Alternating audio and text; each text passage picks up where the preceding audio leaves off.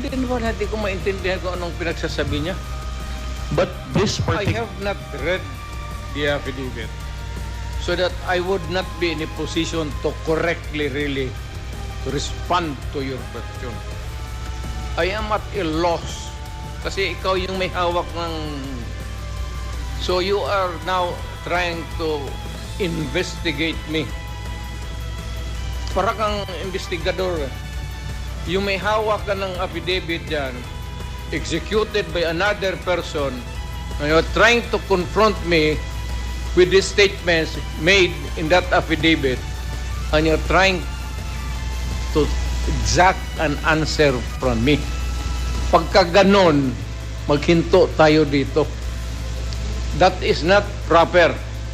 Mr. That President, is not fair. Mr. President, we're not... Hindi, titindig ako dito. Bigyan mo muna ako ng... Senator Spirit. Yung mga affidavit, basahin ko before I answer you. Expenditure.